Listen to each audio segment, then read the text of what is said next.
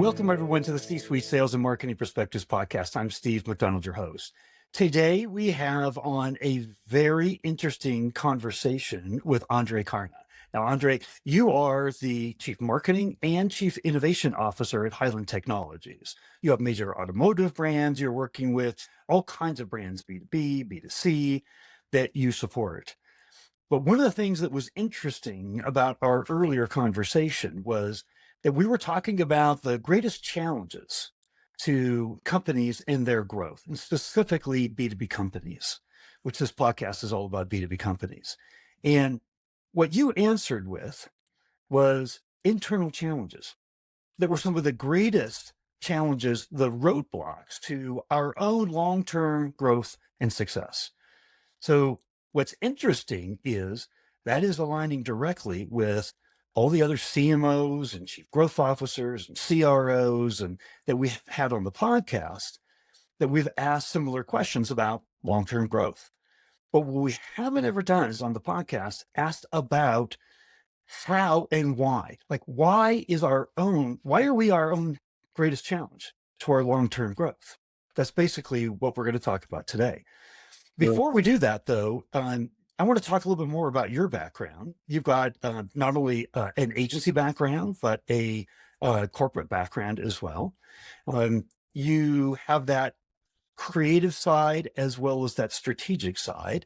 As a chief innovation officer, you also have a background in UX and service design. In other words, looking at the entire customer journey, specifically as a output, and then putting all of that together. So what I'd love to do is I'd love to give you an opportunity to expand a little bit more on that background, and then we'll dig right in. Yeah, sure. Thanks for the opportunity. Yeah, as you just mentioned, I have an agency background, more or less likely, and now let's say on the client side, working for a B2B company that's specialized in tailor-made software solutions. But let's say thanks to my agency background, I had the chance to work for a lot of different companies, branches, industries on the one hand, and learn, let's say, how markets and people maybe interact in different ways. This is, let's say, one side, and the other part that you just mentioned is, let's say, the innovation part, meaning understanding really the basic user needs or potential customer needs, and let's say combining this with communication. This is, let's say, my output, or let's say my road I'm currently driving. And if you understand on one hand communication, on the one hand, let's say the entire customer journey, then you are able, let's say, as a marketer or even as an organization, to tweak those kind of nuggets, or let's say blocks, to expand the entire experience. And I would say the higher the experience a company can provide to potential customer or potential user, the higher the value. The higher the value, and ideally the higher the growth. I love that. So here's what I'm going to do.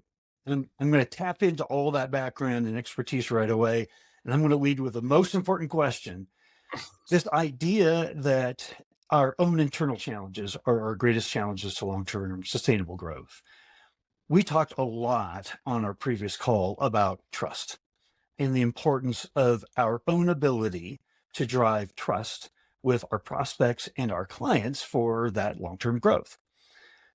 Why is that so important, just to begin with? And then we'll kind of break that down and talk about why that's the kind of the cornerstone of our go-to-market strategy. Okay, so why trust is so important? I would say the higher the transaction cost of a potential customer, the higher the trust have to be, so to say, right? So if you are in a grocery store and you just buy Snickers, you do not need, let's say, so much trust, right? But if the ticket gets higher and higher, meaning that's emotional and the financial and transaction costs of a potential customer or user, however you want to call it, gets higher, then you need more trust. And you can take this general idea also to your private life. So how does love happen, for instance?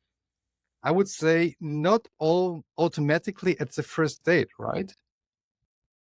It probably happens over a certain period of time due to nice events, call it maybe experience, and then eventually trust rather love happens. And if you take this concept and you can basically, I would say, adapt it to any kind of life scenario, either be in business or in private company.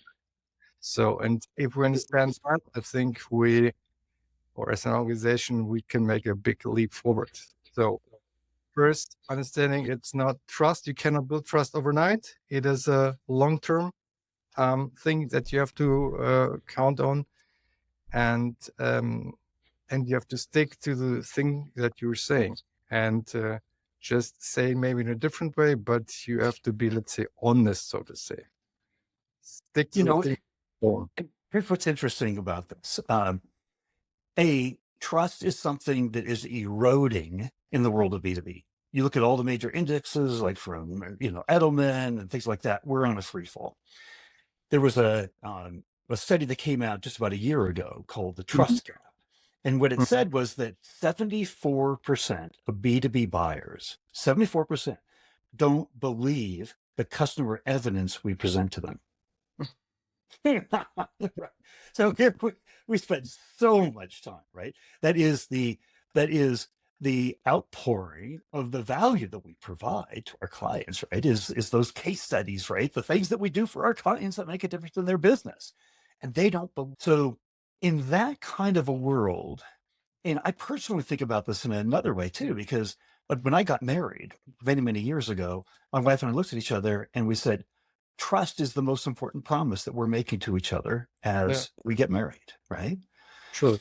And then last week I was talking to a CMO, and she said, and we were talking about this, and it wasn't on a podcast. We were just having a conversation. And she said, to the point, Steve, that you're making, she said, when we actually deliver case studies, we talk about what went wrong and how we tried to fix it.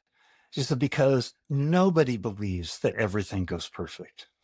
If you're not admitting the fact that there's struggles, that there's a relationship, there's ups and downs, but how you navigate through that, right? She said that just makes a tremendous, tremendous difference.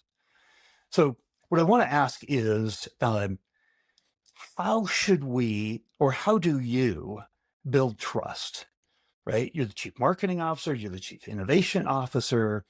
How do you help us? This is such an important subject. How do you build trust with your clients and with the prospects, right? When we're in many, many, many months of an ABM sales cycle, right? It could take, a month, and it could take a year. How do we build trust in these environments where we're trying to sell our business and expand our business? Yeah, sure. I mean, let's say there's no one single answer. It is difficult, let's say, to build trust, but one of the best things that you can do is to enhance experience in general. The better the experience is potential client, the potential prospect has, the higher the probability that the trust is rising. So be a little more generic. This is one part. The other part is that we also look at the subliminal point of view. So not only what, let's say, our clients say rationally, but also what they feel. And this is, I think, the most important part. You have to touch the hearts, not only the brain.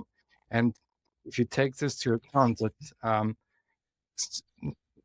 95% of our decisions are based emotionally or subconsciously, then we should maybe find out a little bit more what drives their emotions, what are their inner views, even so they can communicate it. And if you understand that, then you can increase, or let's say target them way better,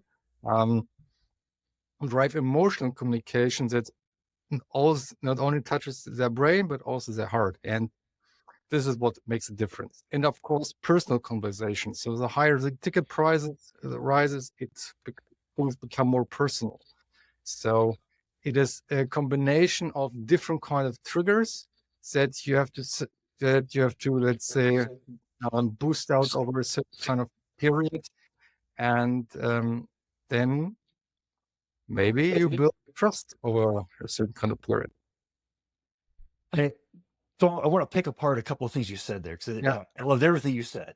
But one of the things that is at the top of that list is emotion, right? And we as B2B companies tend to be experts, thought leaders in our own products, our own tech, our own services, right? And we talk till the cows come home about that, right? So we tend to be very, very factual focused, right? We do a really good job in product marketing. But that doesn't have anything to do with the emotional side that you were talking about. The emotional side is, how do I overcome the challenges of my customers, right? How do I help them in risk buying like you said, it's the ticket, the price of the item goes up and up and up. So does the risk factor, right? So then the flood of all the emotional issues, right? The old adage of nobody ever got, fired for buying IBM was because there was an emotional safety net and buying something that big and that well established, right? Sure. So I love that. The second thing that I love you said is that we have to establish those personal conversations.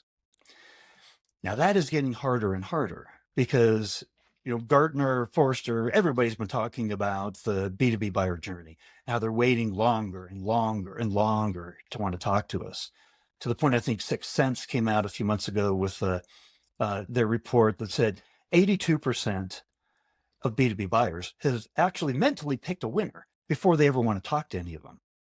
So they may have, shortened the list from what they have researched, but they haven't talked to anybody, but they've got their own idea of who the winner is already. So I feel like this aligns with what you were just saying here, is that we have to get conversations started earlier in that buyer's journey so that we're present, that we have a voice in their decision-making process, and we can have those personal conversations, right? We can address the rational and the emotional side of that. So that's the key question. How do we spark conversations earlier and earlier in the buyer's journey? That has typically been the role of thought leadership content. Obviously, yeah, totally. Yep. So how do we do that? Because Forbes magazine actually recently had an article that sourced a big study that rated B2B content as a D-. Like, what failure? What? So I'm going to ask you, as a big, as a CMO, chief innovation officer, you've worked on the agency side, the corporate side. How do we do that? How do we do good thought leadership content that helps us spark those conversations earlier in the buyer's journey? Yeah, it's of course a tough question, but in an ideal world, you are able to communicate solutions, so to say, in the channels that you are having. And maybe you have also, let's say, enough money to put something on paid media. But in general, it's mostly about content, not so much on what you spend on media. But in general, you have a certain kind of organizational structure that allows you to suck out the relevant information and put it outside the world, so that potential B2B buyers are saying, all right, I have the same challenge. It's interesting which kind of solutions that you're providing. So really, really being a servant to potential prospect or potential target group, however you want to call it, and not so much, bragging around how great we are and saying we are the first and being too selfish. No, that try to be servant, try to provide information that is relevant in the way that's not too silly, that serves the potential client. And for this, because it's mostly, let's say, very specific content, you need strong inner connection to the delivery or in general to the department so that you can really suck out the information, so to say, wrap it up, boom, and then spread it around the world, so to say. So, conversations, absolutely. We're having service conversations, we're having sales conversations, we're having support conversations, right? We're having conversations with our clients all the time and prospects. Here's my question is, Dong, which is like the largest sales recording, company and analytics company, did a big study over like 4,000 different sales conversations. And they found that the salesperson talked 2/3 to 3/4 of the time. Right? Now we're selling, right? That's the environment that's set up for. So, in my mind, it'd be like, okay, if we're going to have, an opportunity, we're going to design a program to learn about the challenges, deep, meaningful conversations with prospects and customers. Would we design that to be within a sales environment? Would we design it to be within like a customer's, success or customer support environment where we're putting out fires, we're answering questions, we're trying to cross-sell and upsell? Would we design the key learning through these ongoing processes, right, with different departments that are there? And so I guess I'm asking a very leading question, right? How important is having ongoing conversations with our clients and with our prospects or ICP outside of these typical sales and customer success, delivery environments in order to really understand their bigger challenges? Like, how important are those kinds of conversations? It's important, or let's say put it maybe in different contexts. So what you are just referring to are sales conversations. Therefore, the setup is totally different. If you're in a sales call, all right, you just get, let's say, the product demo or whatever, but you probably do not get really the deeper insight of a client because he has already his guards on and he knows, all right, you want to tell me something, I get ready for it, right? This is, let's say, a totally different scenario. But if you are more on another scenario, it's just the scenario that you're talking about, where it's all about which kind of challenges are we having, and we are not in this scenario or environment where it's all about sales. No, it's more about how I just talk about my challenges, even if I do not really know the answer. But this is already, let's say, something, having a platform, talking about it, this can make a difference, and also the right insights for you as an organization to thrive or derive other things out of it. So this leads to the topic, right? Of why are internal challenges some of our biggest challenges? Because I'll ask questions of, CMOs and CROs and CEOs that come onto the podcast, and I'll ask them, to what degree do you feel like off camera, right? What degree do you feel like that you have a really, really strong, deep understanding of the true challenges of your ICP, your ideal customer profile, versus a good familiarity with them? Right? Because we get familiarity through sales and customer, through ongoing conversations, right? And we can take that as a proxy for really understanding our customers. And off camera, almost every single one of them will say, we don't really spend enough time trying to learn. And the crux of it too is that if all these conversations are about what we do for our customers and our prospects, right? Their challenges are this wide. We usually talk to them about solutions that are maybe this much of their total challenge set, right? Yeah. And they're important. I'm not diminishing what we do, right? But we never address all the challenges for our clients, right? Yeah. But they want us to understand these challenges. That trusted advisor status that Gartner calls it, right? Everybody calls it like we have to be an advisor, we have to be a consultant, right? How can we do that if we're only talking to them about this?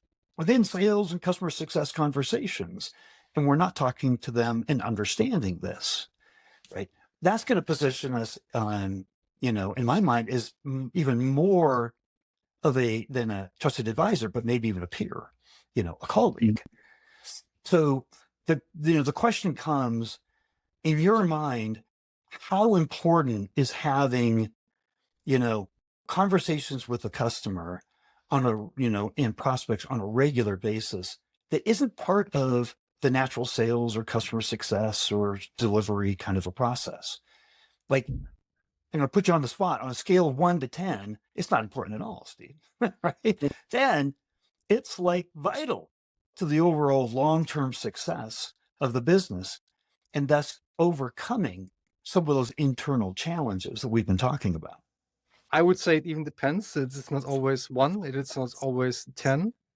I would say it depends on the solution that you're providing. If you are having, let's say, extremely generic solution, then it is, let's say, for you enough that you understand the basic needs of the thing that you are doing. If you are having a basic, it's a B2B source product that,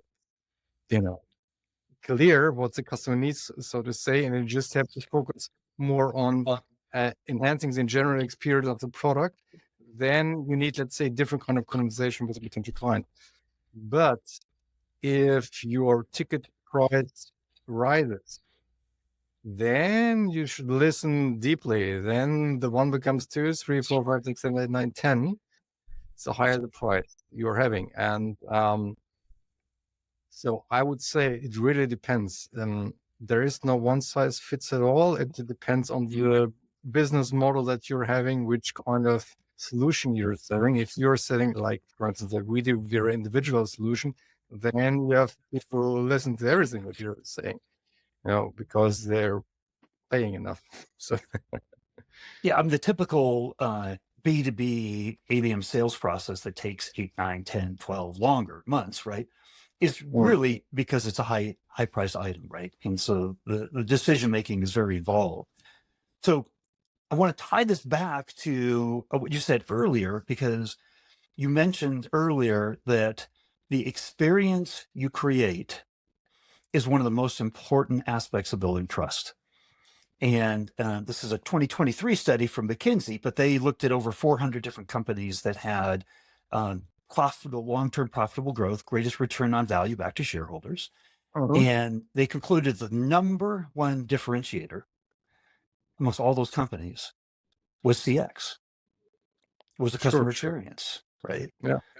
So now the question is, how, in order to create that level of importance of an experience that builds the trust that is the foundation to, selling in an ABM, process, how important are those conversations, long form conversations outside of the typical sales, customer success kind of environment, in order to understand the challenges to create the right experience that builds the right trust, that builds the long-term business? So how important are those conversations for building that experience? I'd say they are important. I wouldn't say they are the holy grail in everything you just need.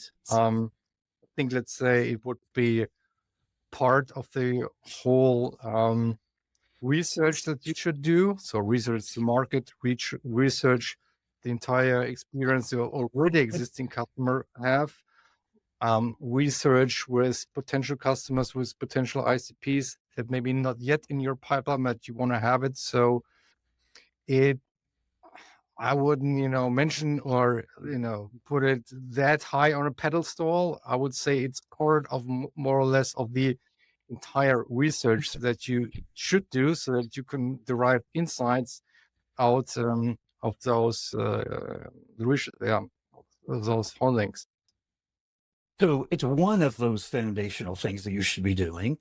But like, in order to develop that kind of experience that delivers that kind of trust that differentiates you in the marketplace, like, what are the foundational things? You mentioned, your research, like your competitive research, the industry research, these conversations. What are the other things that you feel are kind of the foundational pillars that as other CMOs, CROs, CEOs running B2B companies here should be looking at and in depth, making sure a part of their go-to-market research? One thing is, I think for sure, it's extremely hard to predict marketing and extremely hard to predict any kind of reaction. And I'm saying that because we can end up in hiding ourselves in the basement, developing something, and then put it out on the market, whatever it is it be a communication piece, is it be a campaign, is it be a product, is it be a service, whatever. And then finding out no one wants to have it. Mhm. So, and this can even happen even if you do those research. So it is extremely hard to predict any kind of reaction. Therefore, and this is what you also, let's say, theoretically learn if you do those innovation things, that you have to do it. You have to execute it. You have to be fast, and you have to break things as fast as possible. So, meaning have a hypothesis based on the data you're just having, or is it be a personal experience? Is it be research? Is it be what just you're referring to? It doesn't matter, but you have to have a hypothesis, go out with it, analyze it, and rebuild the thing again, iterate on it, and then things can grow and get better. So, and this is what I found, let's say, in my experience, that either be it on agent side or either be on company sides, that we used to hide ourselves extremely long in the basement, developing something that nobody wants to have. So if you do this, I think you are that's a good path for growth. So I have one more question for you today. We've talked about a lot. If there was one important takeaway that you wanted to have, people take away from this conversation, because our human brain, we can't remember everything, right? So if there was the one most important thing that you wanted people to take away, on our subject of how to overcome our biggest internal challenges to growth, what would that be? It would be start Mhm. doing something, and do not hide yourself in theoretical light. Everything you have to start, and along the way you will get better. But if you never start, you will never end somewhere. It's a very good point. We sometimes are our own biggest internal challenge because we wait longer and longer and longer to take action, right? But we learn from those actions and those failures. I just wanted to say thank you so much for coming on today. And I know that there's going to be people that have questions. Would it be appropriate that we, provide a link to your LinkedIn profile so people could reach out? Sure, of course, whenever they want, whenever you want. So, well, good. Well, thank you so much for coming on.